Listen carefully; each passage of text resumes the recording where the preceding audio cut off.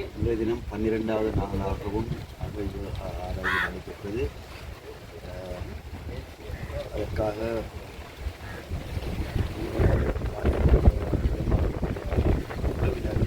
மற்றும் யாழ்ப்பாண பல்கலைக்கழகத்தில் தொல்லியல் துறையிலான அந்த மாணவர்களும் இங்கு வந்து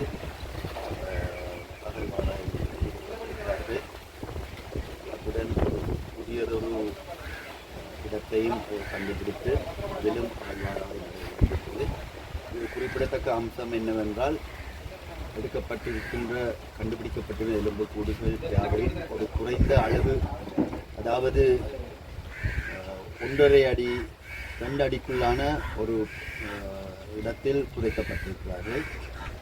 இது சாதாரணமாக ஒரு புதைக்கப்படும் ஒரு இடமாக தெரியவில்லை, ஒரு மரியாதைகள் நல்லடக்கம் செய்யப்பட்ட இடமாக தெரியவில்லை. அதற்கு மாறாக ஏனோ தானோ ஒன்று ஒரு விரைவில் சடுதியில் செய்யப்பட்ட ஒரு விஷயமாக தெரிகிறது.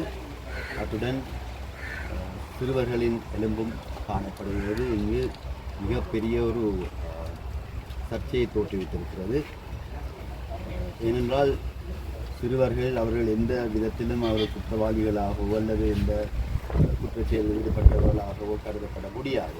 எனவே நிச்சயமாக ஒரு குற்றம் நடந்த ஒரு விதமாகவே இந்த புதைகுழி காணப்படுகிறது. இந்த விடயத்தில் மிகவும் கவனமாக ஆய்வாளர்கள் செயல்பட்டு வருகிறார்கள். ஒவ்வொரு நாளும் கண்டெடுக்கப்படும் இந்த விடயங்களை பற்றி உத்தியோகபூர்வமாக இங்கு அறிவிக்கப்படுகிறது. அத்துடன் கண்டெடுக்கப்பட்ட இந்த எலும்புகள் யாழ்ப்பாணம் மெடிக்கல் ஃபேக்கல்ட்டிக்கு அனுப்பப்பட்டு அங்கு ஆராய்வு செய்யப்பட்டு வருகிறது. எனவே இவையெல்லாம் மிக நுட்பமாக உத்தியோகபூர்வமாக நன்றாக நடக்குது என்றுதான் நாங்கள் கூற வேண்டும். இது இன்று 12வது நாள். இன்னும் பல நாட்கள் இந்த விடயம் நடைபெற இருக்கிறது. இதற்கு செயலுடைய ஒத்துழைக்கும் தேவை. மதிப்புக்குரிய நீதவான் இதற்கு பொறுப்பாக இருக்கிறார். இந்த அகழ்வு நாளையும் தொடரவிருக்கிறது.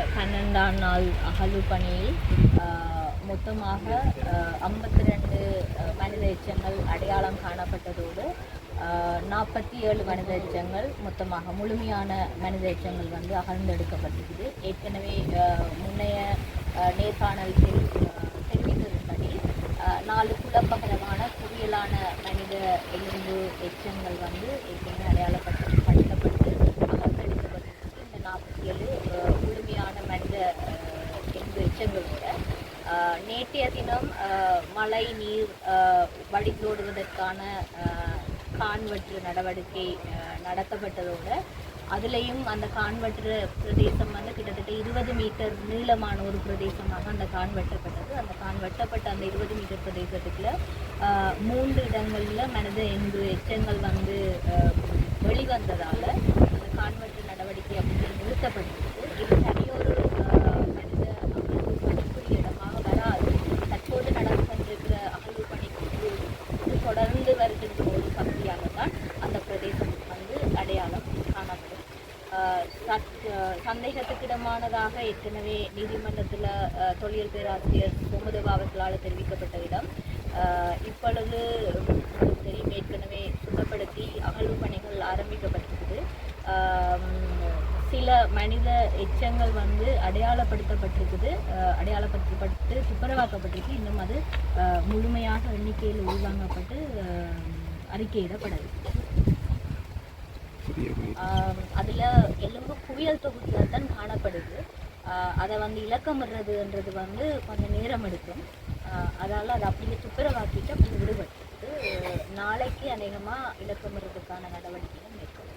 இதுவரைக்கும் உறுதி செய்யப்பட்ட தொகுதிகளுக்குன்னு மீட்கப்பட்ட 52 எலும்பு உடற்தொகுதிகள், முழுமையான உடற்தொகுதிகள் வந்து அடையாளப்படுத்தப்பட்டிருக்குது. அதில் 47 முழுமையான மனிதெலும்பு தொகுதிகள் வந்து அகழ்ந்தெடுக்கப்பட்டிருக்க கடந்த காலங்களில் சொல்லிட்ட மாதிரி குழப்பகரமான புயலாக இருந்த 4 எலும்பு தொகுதிகள் அகழ்ந்தெடுக்கப்பட்டிருக்கு.